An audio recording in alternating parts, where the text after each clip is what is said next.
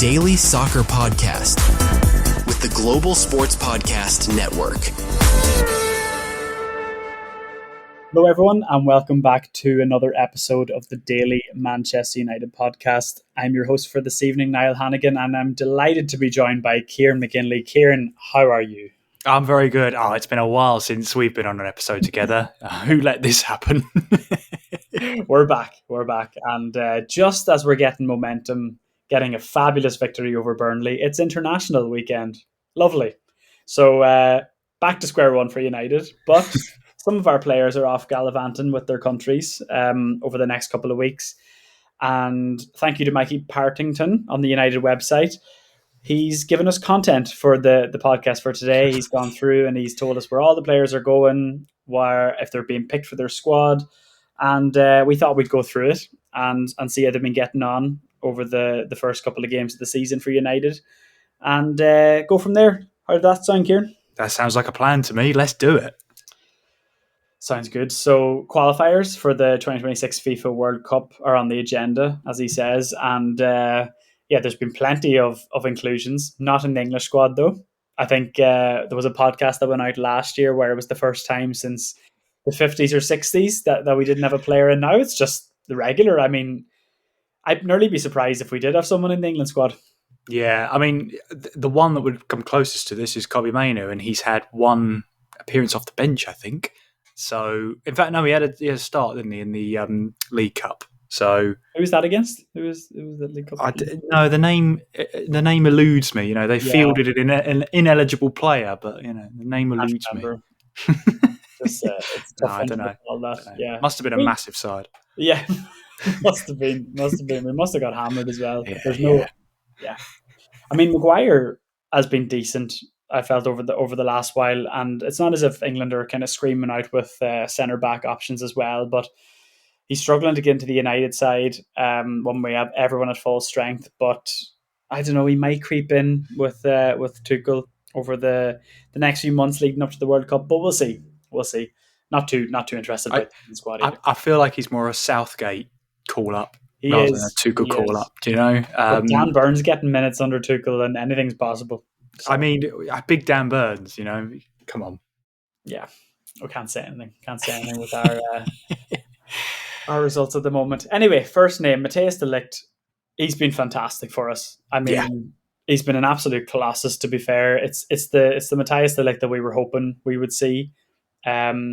As I mentioned previously, one of my mates said that Gyökeres made him look like prime Maldini against Arsenal in the first game of the season. I wouldn't go that far, but he's been good, Kieran. He has. I mean, he's played in all three matches at the start. He's played all minutes as well, so that's always really good. You need someone at the back there.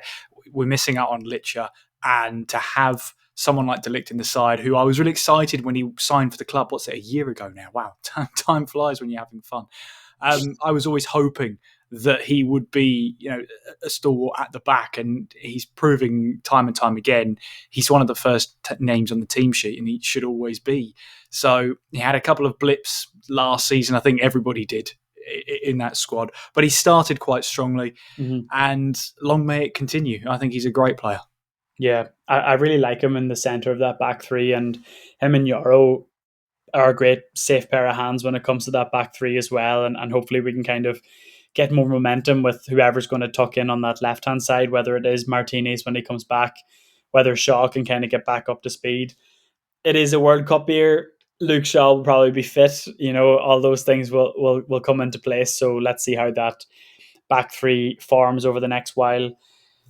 He's taken on Poland and Lithuania. Oh, you have a little comment you want to make? No, I just wanted to correct myself. It's all three Premier League games he started and played all minutes of. But obviously he was subbed in at half-time, wasn't he? And the League Cup, yeah, that was good. Anyway, I just thought I'd correct myself on that. Yeah, it's poor if you're getting an impact sub from de Ligt in a League Cup game. That's, you know, things have gone wrong, which they did.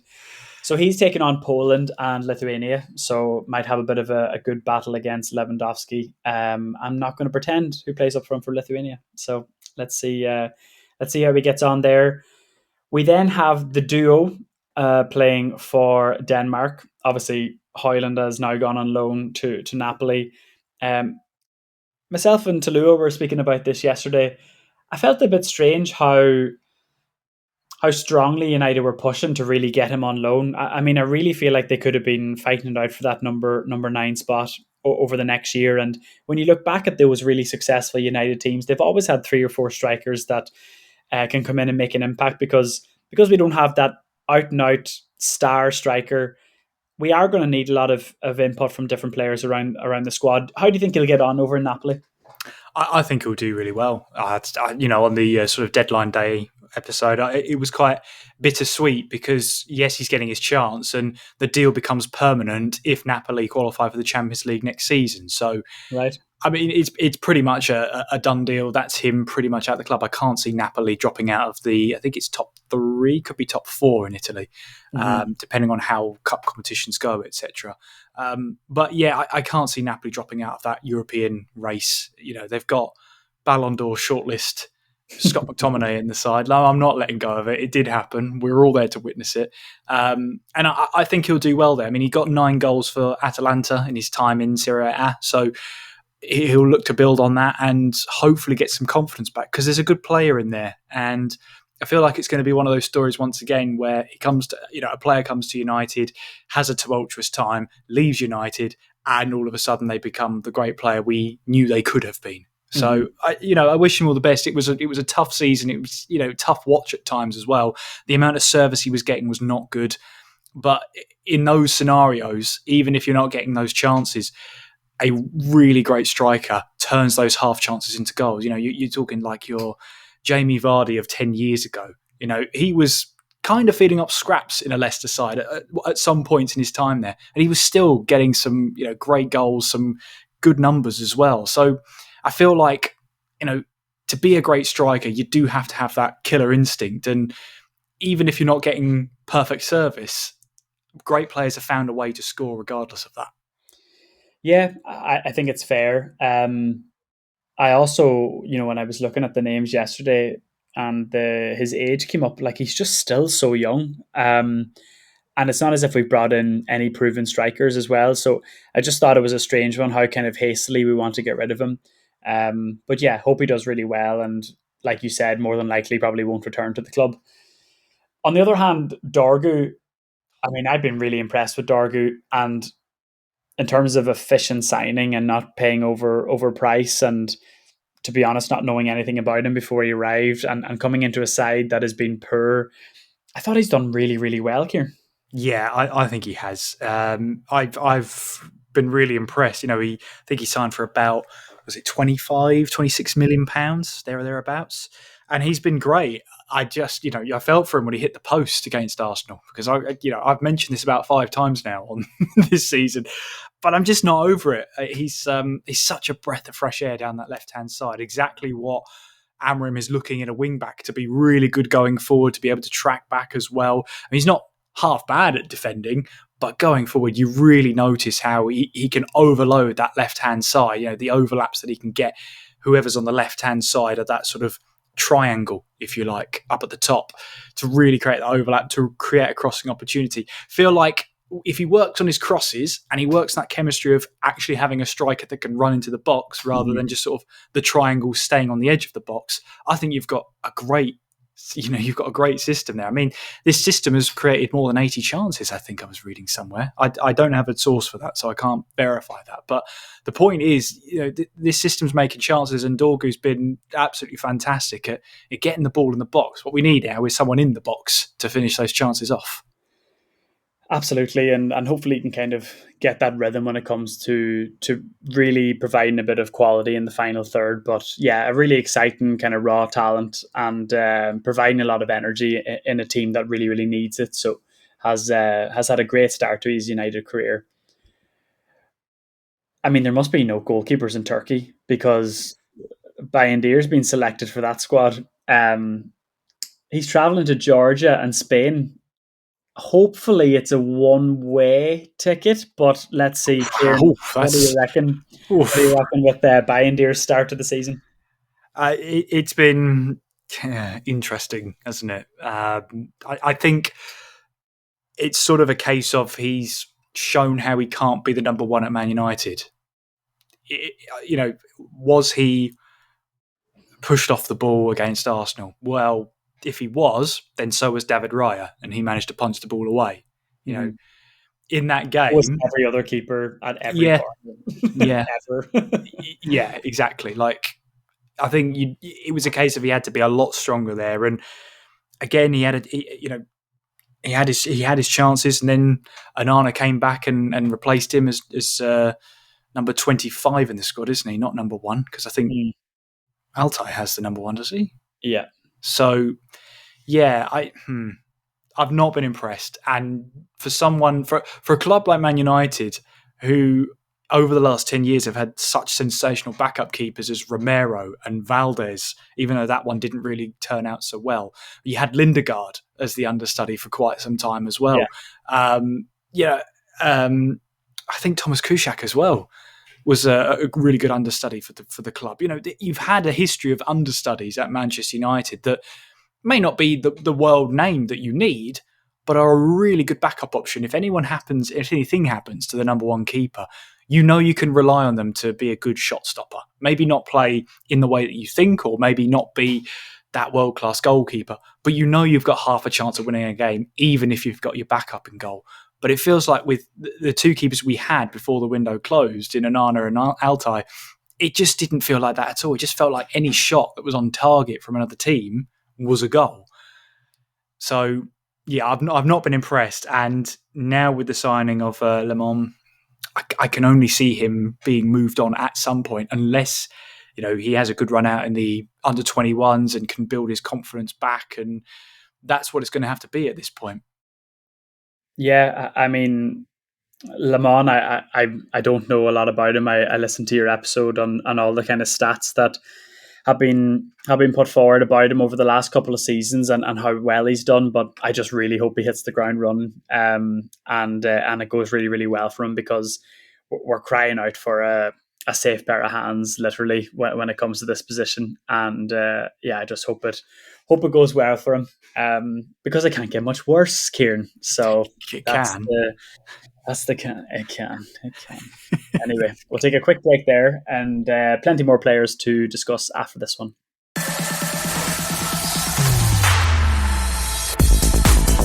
Your daily soccer podcast with the Global Sports Podcast Network. Your body is unique.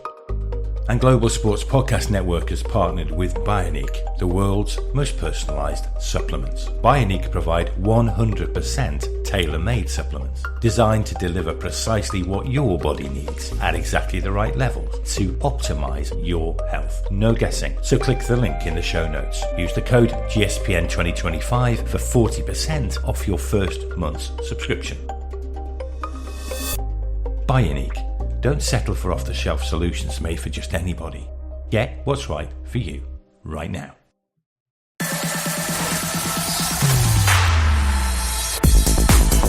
Your daily soccer podcast with the Global Sports Podcast Network. We're off to Portugal next. We have our 2 regulars from the United squad in the Portugal squad once again. We have Diogo Dalot, Portugal crying out for right backs, and we have Bruno Fernandes. Oh, there he is again. I mean, Captain Fantastic. Where would we be without him? And once again, he is off on the ground and running again and being a heartbeat of that midfield. He's creating chances along with Mbermo. I'm sure we'll touch on him later. But, I mean, what do we need to say about Bruno Fernandes that we haven't already done? I mean, he's been a great start so far. Just needs a couple of goals, and we know they'll come at some point in the season. Yeah, I mean, classic Fernandes. He's been headlines in nearly every game. I mean, the Fulham game comes to mind when he's walking into referees and blaming them for missing the penalty. I was getting absolutely cooked online for saying that Onana's to blame for Cunha missing the penalty. I think it's pretty obvious, but a lot of the public not liking that one. Funny, but yeah, I mean, it is funny. It's funny, and that's what social media is about, like. So, but yeah, I think Bruno's playing in a different position this season. We saw him at times dropping in deeper, but it's very, very clear that we're going with Bomo and Cunha in those two number 10s. Ahmad's been in and out of there as well. Obviously, we'll touch on them a bit later. But it's an interesting one, Bruno, in that deep lying position. I like him there, but I'd also like two midfielders with him as well, because I think sometimes the discipline of playing in midfield and the organisation and the concentration that's needed to play there for 90 minutes in the Premier League, when a lot of teams do play with three in midfield, it's a lot, and sometimes he does lack that. So really impressive on the ball as always. I think playing him deeper gives him more options to actually face the play rather than having his back to goal.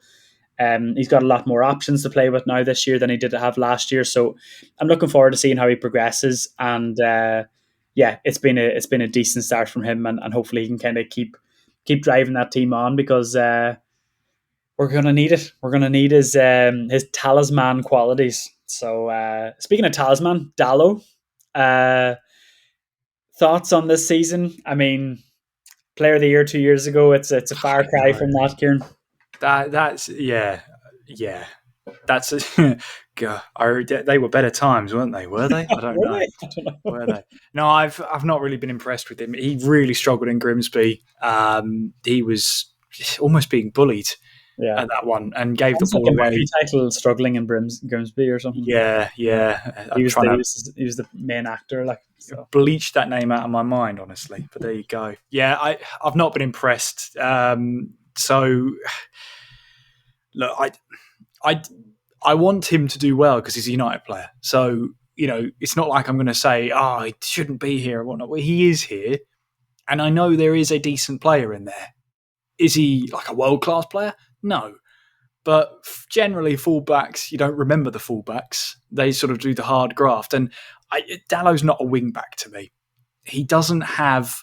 He might be able to go forward, but then sometimes he'll just forget to go back, like in the Grimsby game, where that left-hand side was completely occupied. There was no sight of Dalot. So I just think a fullback would suit him more, allow him to sit deeper, but that's not the system this is. And we need Dalot to either sort of learn to be a wing-back and learn that the right-hand side needs to be his, whilst Mazraoui isn't here, or, we need to find a player that can do it more efficiently. But I've not been impressed so far. And we all know, as you said 2 years ago, I had the absolute soft spot for Dalot, and he had a good season in what was a tumultuous time. Yeah, and I think, to be honest, looking back, it was probably the right choice. I mean, he was good, and United were pretty poor, and he played well in a poor team. So credit where it's due. But I think he needs to go back to basics in a way where work really hard.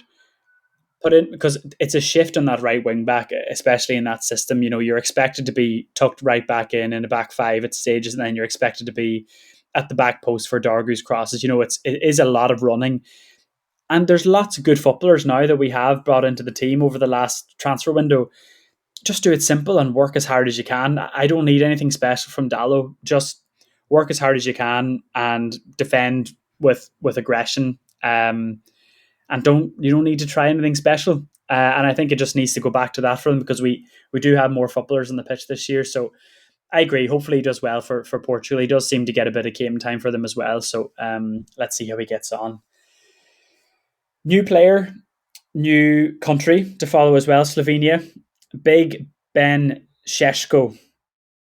We haven't seen a lot of him. We're going to need to tune into Slovenia matches. Now they're playing Sweden and Switzerland.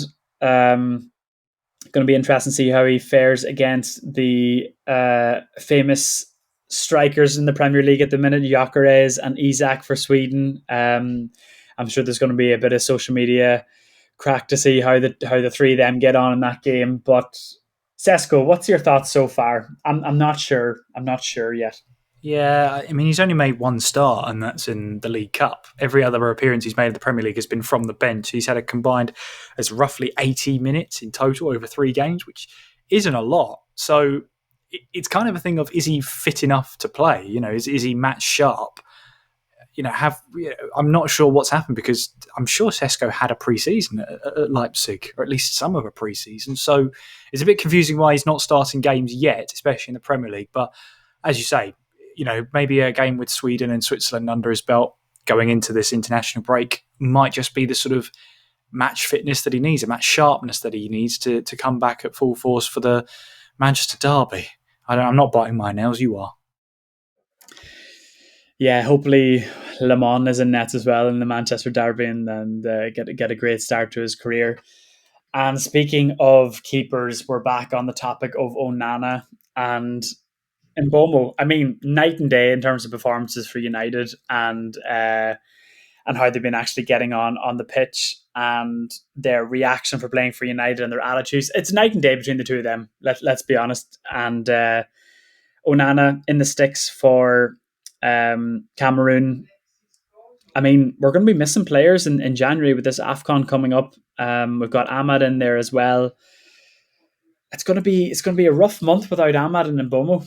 Yeah, he is. And considering how much of an impact Mbeumo's had at the start of this season, I mean, yeah, he got the goal in the League Cup, but he got the goal in the Premier League. So, in all competitions now, he's the top goal scorer, I think. So that's nice. Hey, that's a nice way to go about it. Mm-hmm. I think I've been really impressed with him. I was worrying at the start of the season, was it too much of a price tag? But so far, so good for Mbeumo. He's direct. He can really change that play. He was playing really nicely alongside the likes of Fernandes and Mount as well, and really linking up with Cunha. He's been a real bright spark. And if he was a bit more clinical in the Arsenal game, he could have 3 or 4 so far this season. So I've been really impressed with him, and long may it continue. Mm-hmm. There's a few more senior players that have been called up, but I just wanted to go to some of the young guns that we have, and to see how they're getting on in their respective countries and if they're being called up. So we have Aidan Heaven, earned an England under-20 call-up. We have the big man himself, Harry Amas. Obviously, I'm surprised he wasn't chosen for the first team, to be honest. But anyway, You won't get away with that one, Niall. You will not get away with that one. Onana's to blame for Harry Amas not getting into the main England squad. But anyway, you heard it here first. Yeah, there you go. Meanwhile, at under 19 level in the article, Harry Amas has been chosen for England, who are set to face Ukraine, Spain, Netherlands. It's a fair amount of games that they have. And Chido Obi has been selected for Denmark as well. I saw a few clips for him in the 21s. He's been banished from the first team. Is this the case, or what's the story with Chido Obi? I think that the trial for Chido Obi was last season. It was a case of absolutely, into the fire, because we had no other options. So I kind of think it's no bad thing if he goes back to the under-21s, because he's now going to get game time. And that's what he needs. At this stage of his career, he needs to be playing games. He needs to be playing football. So I'm not too concerned. I'm a bit concerned that maybe he's dropped off and now is sort of third, fourth choice striker. But in my mind, if he's playing under-21s, he's, keeping himself match fit. And if he keeps playing the way that he does, he'll always be a sort of backup striker to Sesko now that Hoyland is moving away to Napoli. So I don't think it's a bad thing. I think it's a smart thing that, Chido Obi, he might not be used as much in the first team, so it makes sense to get him back into the under-21s, get him back playing regular youth football, and see if we give him another chance later on in the season, perhaps in the third round of the FA Cup, depending who we get. Oh, terrifying. I'm not looking forward to January. Or the League Cup if we appeal and we get Grimsby knocked out of the League Cup. We won't. Come on. How that would be a new low, wouldn't it? It would. Imagine we replay that tie and win. Like, we'd just be mercilessly mocked. We've had that already. We've had our bed. We've lied in it. Let bygones be bygones. Yeah. No, I think it's a good idea. He's very young as well. I mean, even him playing in the under-21s, he's still playing above his age. So, it'll be interesting to see how he gets on. Going back to some of our senior players, so we mentioned Jarre at the start. I mean, I think he's quality. I think he's a Rolls Royce of a defender. I'm absolutely delighted with that signing, and Yes. we finally found someone at a good age. It was expensive, but at a good. No one's talking about his price tag, which is always a good sign. When a defender's come in, no one's really talking about him either. They quietly know that he's good, which is great, because normally we're just getting destroyed for our signings. But I think he's excellent, and he can play in a back two, and he can definitely play in a back three. I've been really, really impressed here. Oh yeah. He's showing such really good, maturity at this point for a 19-year-old. He's playing really well. It was tough last season. He got that injury as well right at the start of last season, so he really couldn't hit the ground running after that. But he's had a pre-season.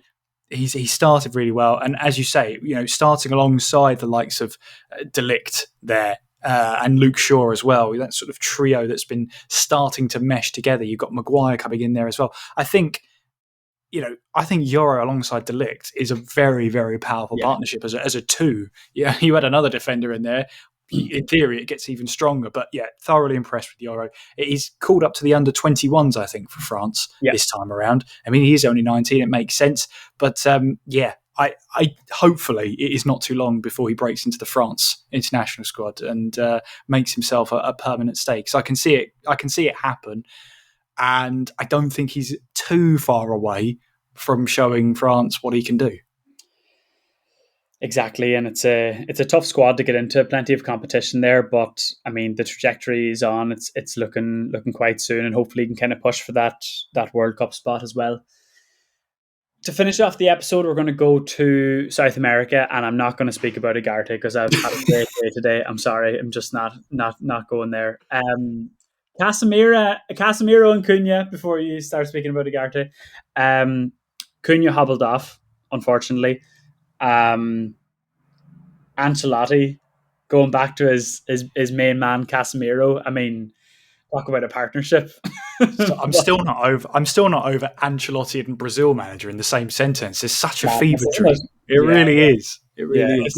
It's like FIFA, basically. Like it's how you nearly put the two of them together. Like, but you sim Football Manager 10 years in the future, and suddenly you get all these mad signings. Like, that wouldn't happen. Come on, that's where you close the game down and start a new one. Like, no, come on, that wouldn't happen. The sim was too much. Yeah, exactly. But I mean, Casemiro. I mean, I think we had to put our social media guys were looking for us to create our starting team, who we'd start at the moment. I think everyone had Casemiro because, to be honest, look, we don't have loads of options. And second of all, he's been good. If we can manage his minutes and make sure that he basically has a week off for every game and he gets ice pack on the knees, he gets a good massage, he's going to be able to perform well for us for the majority of the season. I'm quite confident about it. But also, we really do need to strengthen for the future because he's probably only got a year or two left in him. But he's still battering away for Brazil. I mean, I can't complain at the moment. He's been good. He has. And look, he got a lot of stick from United fans and from us as well last season. Let's not beat around the bush. But yeah, this season he started off great. It's getting to a point where Aaron was only using him for 60 minutes, and then he brings on your favourite player ever, Ugarte, to sort of fill in that role for the last 30. Absolutely. I will not stop. But yeah, he has been great and showing us the sort of shades of the player we know he always was, an absolute destroyer, able to mop up and then facilitate play like he used to, say 5-10 years ago. There are shades of the Casemiro of the Real Madrid there, but as you say, Father Time is cruel, and he's only 33. We say that he's only 33, but you're right, he's declining physically, but he's still a very technically gifted player, and I think any team in the Premier League would consider having him as part of their lineup on the bench or starting. I think any Premier League team would be eyeing him up. So yeah, I think so. This start of the season, he's been good, I would say, especially compared to last season. Yeah, definitely, and he's got smarts as well. I think when we were spoken about Ugarte, one of the times was kind of comparing him to how he's so far away from Fernandinho. Fernandinho would foul everyone and never get booked, and would Casemiro's kind of got that gene as well, where just very, very smart with his fouls, not that obvious, and kind of plays that kind of, I suppose, me, when the referee comes up to him as if he's going to book him, Garty's like, yeah, I did smash him. Yeah. So he's kind of like looking for the booking. So I do appreciate having that in midfield, and just would love him about 6 years ago with a bit more legs. But we are where we are, and he's been decent. Yeah. But yeah, I mean, that sums it up, really. That's the majority of the players that are heading off for their international duties. Always exciting to see how they're going to get on. Hopefully they can maintain their form. If they've been playing well, they can get a bit of form. Hopefully Sesko can bang in a few goals over the next week or so, and come back with a bit of a pep in his step. But Ciaran, any final thoughts, or we happy to enter into this international break? Yeah, international breaks. People would say it's a necessary evil, but I say it's necessary.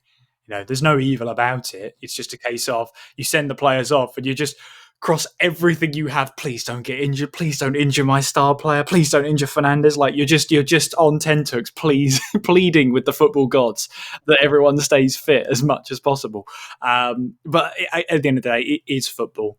International tournaments are coming. World Cup is coming, so it has to happen. And we've still got good players here who are being called up by some top international teams. So take nothing away from that. So wish them all the best going into this international break. All the English players can take 2 weeks? And is it 2 weeks international break? It's only going to feel like that. It is going to feel like that. Absolutely. Well, Kieran, thank you very much for joining me. And thank you to, must get the name in here again, Mikey Partington. Thank you very much for the article, for naming our players. Wouldn't have been able to do it without you. So yeah, it's been great. And we'll see how the guys get on in their respective countries over the next couple of weeks. Thank you very much for joining us, and we'll see you in the next one.